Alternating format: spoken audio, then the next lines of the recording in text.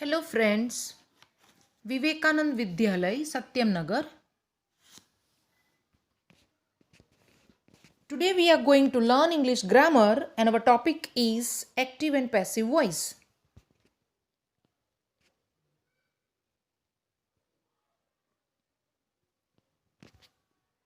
તમે ગુજરાતી માધ્યમમાં કર્તરી અને કર્મણી પ્રયોગ ભણી ગયા છો. જે તમે સ્ટેન્ડર્ડ 9th અને 10th માં પણ ભણ્યા છો. કર્તરી અને કર્મણી પ્રયોગ અને એના સેન્ટેન્સીસ તમારે બોર્ડ એક્ઝામિનેશનમાં પણ પૂછાયા છે. ઇન ધ સેમ વે તમારે અહીં સ્ટેન્ડર્ડ 11th અને 12th માં પણ એક્ટિવ અને પેસિવ વોઇસનો એક પેરેગ્રાફ પૂછાય છે. 12th ના ઇંગ્લિશના પેપરમાં બોર્ડ એક્ઝામમાં ક્વેશ્ચન નંબર 38 અથવા તો 39 ડુ એઝ ડિરેક્ટેડમાં ગ્રામરનો એક પેરેગ્રાફ પૂછાઈ શકે છે, જેમાં એક પેરેગ્રાફમાં 4 સેન્ટેન્સીસ હોય છે અને એના માર્ક્સ હોય છે 2. સો તમે જે 9th અને 10th માં અભ્યાસ કર્યો છે એનાથી આગળ we have to learn here active and passive voice. So when we transfer a sentence of active voice into passive, active નું જ્યારે આપણે passive માં રૂપાંતર કરીએ ત્યારે નીચે મુજબ ચેન્જીસ થાય છે. સામાન્ય રીતે generally a sentence begins with subject, then verb and then object or predicate. વાક્યની શરૂઆતમાં સબ્જેક્ટ એટલે કે કર્તા હોય છે, પછી ક્રિયાપદ હોય છે વર્બ ફોર્મ અને પછી ઓબ્જેક્ટ હોય છે. So when we transfer this sentence into passive voice, વાક્યની શરૂઆતમાં જે સબ્જેક્ટ એટલે કે કર્તા આપેલો હોય છે તેના સ્થાને કર્મ એટલે કે ઓબ્જેક્ટ મુકાય છે. સેકન્ડલી, જે ક્રિયાનું રૂપ આપેલું હોય V1 રૂપ હોય કે V2, વર્બ ફોર્મ 1 એટલે કે main form of the verb હોય, એસ કે ES વાળું રૂપ હોય કે પછી ક્રિયાનું વર્બનું પાસ્ટ ટેન્સનું રૂપ હોય, એનું રૂપાંતર V3 માં થાય છે એટલે કે પાસ્ટ પાર્ટિસિપલમાં થાય છે. ક્રિયાનું ભૂતકૃદંતનું રૂપ મુકાય છે. અહીં આપેલું છે સેકન્ડ પોઈન્ટમાં કે જે પણ ક્રિયાનું રૂપ આપ્યું છે એનું ભૂતકૃદંત એટલે કે V3 ફોર્મ એટલે કે પાસ્ટ પાર્ટિસિપલ મુકાય છે. થર્ડલી, જે વાક્યની શરૂઆતમાં કરતા એટલે કે સબ્જેક્ટ આપેલો હોય છે એ સબ્જેક્ટને વાક્યના અંતમાં બાય સાથે જોડીને મુકાય છે. તો મુખ્યત્વે 3 ફેરફાર થાય છે મિત્રો. કર્તાની જગ્યાએ કર્મ મુકાય, ક્રિયાનું ભૂતકૃદંતનું રૂપ મુકાય અને કર્મ અને કર્તા વાક્યના અંતમાં બાય સાથે જોડાઈને મુકાય છે. બટ જ્યારે આપણે એક્ટિવનું પેસિવમાં રૂપાંતર કરીએ ત્યારે સૌથી પહેલાં ઇમ્પોર્ટન્ટ છે કે આપણે ટેન્સને ઓળખીએ. until and unless we don't recognize the tense, જ્યાં સુધી આપણે ટેન્સને નહીં ઓળખીએ ત્યાં સુધી આપણે એનું પેસિવ વોઇસમાં રૂપાંતર ન કરી શકીએ.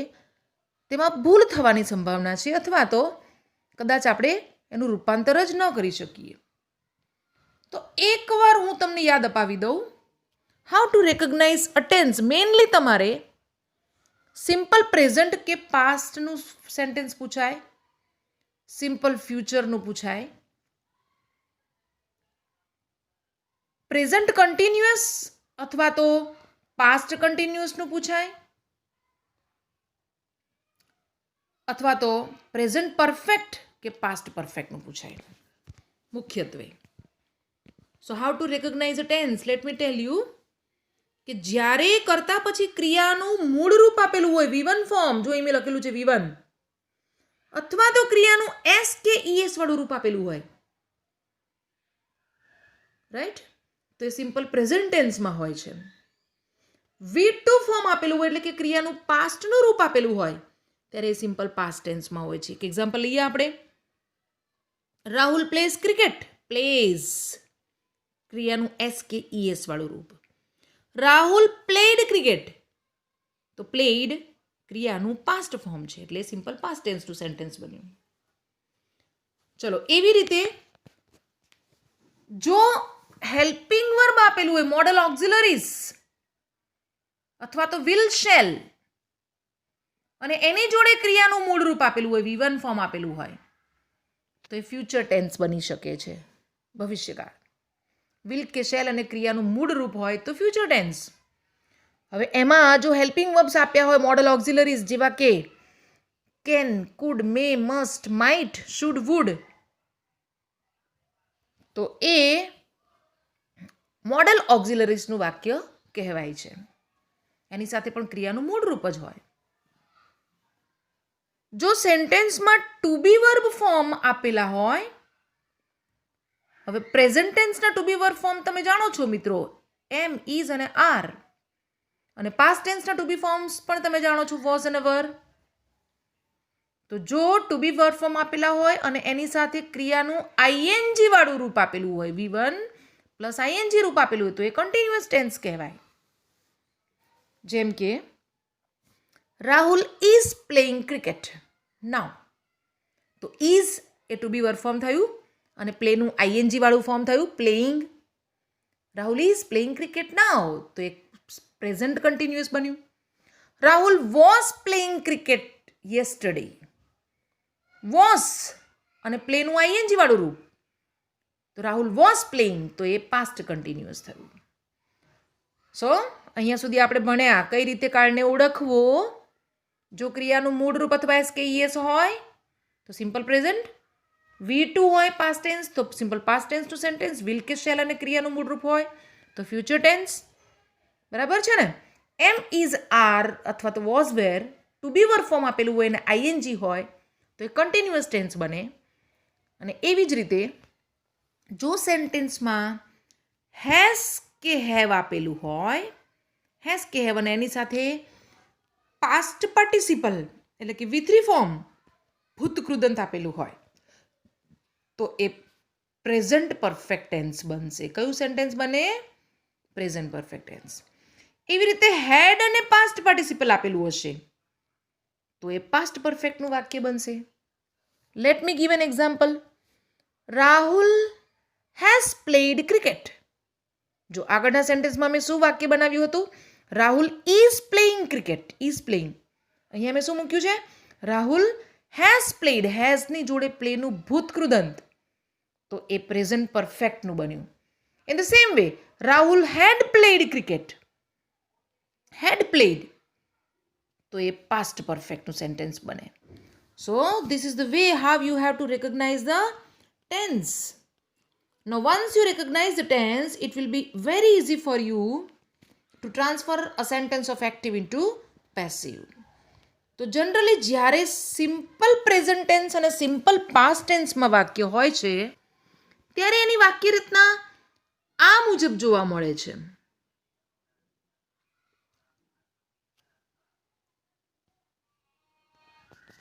વાક્યની બિગિનિંગમાં સબ્જેક્ટ હોય છે, પછી વર્બ હોય છે, પછી ઓબ્જેક્ટ. સબ્જેક્ટ પછી વર્બનું મેઇન ફોર્મ અથવા SKES હોય તો સિમ્પલ પ્રેઝન્ટ ટેન્સ, વર્બનું પાસ્ટનું રૂપ હોય તો એ સિમ્પલ પાસ્ટ ટેન્સ, અને પછી ઓબ્જેક્ટ.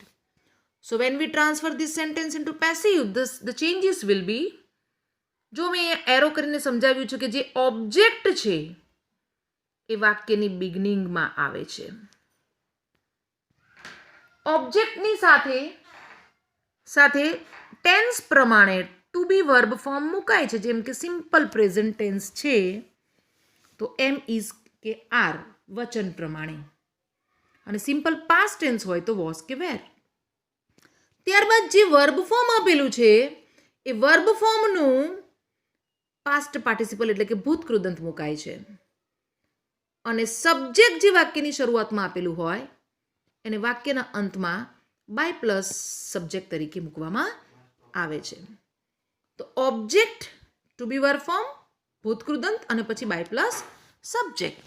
તો આને સમજવા માટે આપણે થોડા એક્ઝામ્પલ્સ લઈએ, સેન્ટેન્સીસ લઈએ. So here we have these sentences. I think you can clearly see these sentences. I'm trying my best to make all the sentences visible. So come on. Rahul prepares tea. Rahul કરતા થયો ને, કરતા એટલે કોણ? ક્રિયાનો કરનાર, subject. અને આ કરતા કોઈ વ્યક્તિનું નામ હોઈ શકે. કરતા એટલે કે નાઉન અથવા તો પ્રોનાઉન. હવે નાઉન એટલે શું? The name of A person, place, animals, birds or things, અથવા તો એના માટેનું વપરાતું પ્રોનાઉન. પ્રોનાઉન્સ એટલે કે આઈ, વી, યુ, હી, શી, ઇટ અને ધે. તો ये Rahul is the subject. Prepares, જો પ્રિપેરની પાછળ એસ છે ને, તો આ વર્બ ફોર્મ. અને શું પ્રિપેર કરે છે? ટી. જ્યારે ક્રિયાને આપણે વર્બ ફોર્મને શું વડે ક્વેશ્ચન કરીએ છીએ, પ્રશ્ન પૂછીએ છીએ, અને આપણને જે જવાબ મળે એ કર્મ હોય. અને કોને વડે પ્રશ્ન પૂછીએ ને જે જવાબ મળે એ પણ કર્મ છે, પરંતુ એ વ્યક્તિરૂપી કર્મ છે, આ વસ્તુરૂપી કર્મ છે. સો રાહુલ પ્રિપેર્સ ટી. તો ટી અહીંયા છે, તો વાક્યની શરૂઆતમાં લઈશું ટી. તો સેન્ટેન્સ પેટર્ન પ્રમાણે જુઓ અહીંયા શું છે? કર્મ પછી ટુ બી વર્બ ફોર્મ છે ને, તો બીકોઝ અહીંયા સેન્ટેન્સ સિમ્પલ પ્રેઝન્ટ ટેન્સમાં છે, તો પ્રેઝન્ટ ટેન્સનું ટુ બી વર્બ ફોર્મ આવશે ઇઝ. ટી ઇઝ પ્રિપેર્સનું ભૂતકૃદંત પ્રિપેર્ડ, અને પછી બાય પ્લસ સબ્જેક્ટ એટલે by Rahul. It is prepared by Rahul. Come on, એ જ સેન્ટેન્સ મેં પાસ્ટમાં બનાવ્યું છે. જો સેન્ટેન્સ એ જ લીધું છે કે તમને જલ્દી સમજણ પડે. રાહુલ પ્રિપેર્ડ પ્રોજેક્ટ્સ, અહીંયા કર્મ મેં બદલ્યું છે પ્રોજેક્ટ્સ, પણ અહીંયા મેં વર્બ ફોર્મ છે ને પ્રિપેર્ડ આપ્યું છે પાસ્ટમાં. અહીંયા પ્રિપેર્સ પ્રેઝન્ટમાં હતું, આ પાસ્ટમાં આપ્યું છે, એટલે સિમ્પલ પાસ્ટનું સેન્ટેન્સ બન્યું. એટલે આપણે ટુ બી વર્બ ફોર્મ જે યુઝ કરીશું, સોરી પ્રિપેર્સ છે, હા પ્રિપેર્સ સિમ્પલ પ્રેઝન્ટ ટેન્સનું છે પ્રિપેર્સ, એટલે સિમ્પલ પ્રેઝન્ટ ટેન્સનું વાક્ય બન્યું છે, એટલે ટુ બી વર્બ ફોર્મ પણ આપણે ઇઝ એમ આર લઈશું. હવે શું પ્રિપેર કરે છે રાહુલ? તો પ્રોજેક્ટ્સ, કર્મ આગળ આવશે. Projects are to be verb form prepared ભૂતકૃદંત by Rahul. Now we will have a sentence of past tense. My father drove a car yesterday. Drove past tense. મારા પપ્પાએ ગઈકાલે ગાડી ચલાવી. ચલો શું ચલાવ્યું? A car.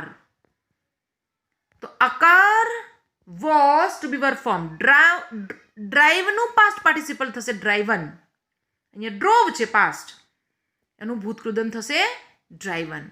A car was driven by my father yesterday.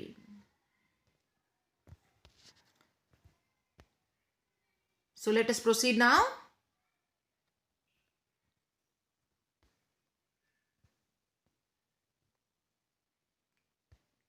Sahil does not bring books. અહીંયા હવે મેં નેગેટિવ સેન્ટેન્સ બનાવ્યું છે.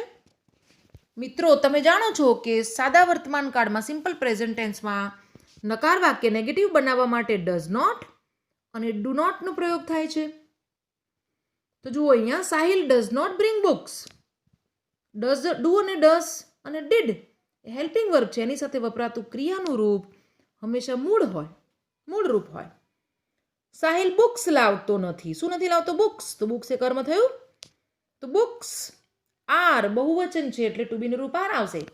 એમ, ઇઝ અને આર ટુ બીના વર્બ ફોર્મમાં કર્મ પ્રમાણે એક વચનમાં હોય તો ઇઝ અને બહુવચનમાં હોય તો આર. તો બુક્સ આર નોટ નેગેટિવ છે એટલે નોટ મૂકીશું. બ્રિંગનું પાસ્ટ પાર્ટિસિપલ છે brought by Sahil. Books are not brought by Sahil. Students તમારે કોન્સન્ટ્રેટ કરવું જ પડશે તો જ સમજણ પડશે. I do not like fast food. જો એના પછીનું એક સેન્ટેન્સ છોડીને સિમ્પલ પ્રેઝન્ટ ટેન્સનું છે. I do not like fast food. અહીંયા મેં કર્તા તરીકે આઈ લીધું છે પ્રોનાઉન. મને ફાસ્ટ ફૂડ ગમતું નથી. શું નથી ગમતું?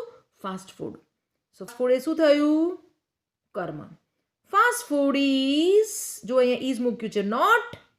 લાઇકનું પાસ્ટ પાર્ટિસિપલ થયું લાઇકડ બાય આઈનું કર્મ વિભક્તિ, કારણ કે આઈ એ કરતા કર્મના સ્થાને જાય છે, તો આઈનું કર્મ વિભક્તિ થશે me. I do not like fast food, એનું રૂપાંતર થશે fast food is not liked by me. In the same way interrogative sentences આપણે જોઈ લઈએ. ઇન્ટ્રોગેટિવ સેન્ટેન્સમાં આપણે એક સેન્ટેન્સ વચ્ચે રહી ગયું, ડીડ નોટ વાળું. Monica did not invite friends. So here it is. Monica did not invite friends. Did not એ સિમ્પલ પાસ્ટ ટેન્સનું વાક્ય છે, નેગેટિવ. તો ફ્રેન્ડ્સ એ કર્મ છે. ફ્રેન્ડ્સ બહુવચન છે, ઇટ ઇઝ પ્લુરલ ફોર્મ, તો એની જોડે વોઝ નહીં આવે પરંતુ વેર આવશે. Friends were not. ઇન્વાઇટનું past participle invited by Monica. So let us proceed now. Let us come to interrogative sentences. Interrogative sentence simple પ્રેઝન્ટમાં ડુ અને ડઝ થી બને છે. વાક્યની શરૂઆતમાં ડુ અને ડઝ મુકાય છે, અને પાસ્ટ ટેન્સમાં ઇન્ટ્રોગેટિવ ડીડથી બને છે. So let us see here. Do you help mother? વાક્યની બિગનિંગમાં ડુ આવ્યું, પછી કર્તા, પછી ક્રિયા અને પછી કર્મ. એ જ રીતે છે, પરંતુ જે ટુ બી વર્બ ફોર્મ આપણે મૂકતા હતા એ વાક્યની બિગનિંગમાં. સો વિચ ઇઝ ધ કર્મ here, which is the object here? Mother. Mother જોડે કયું ટુ બીનું રૂપ આવશે?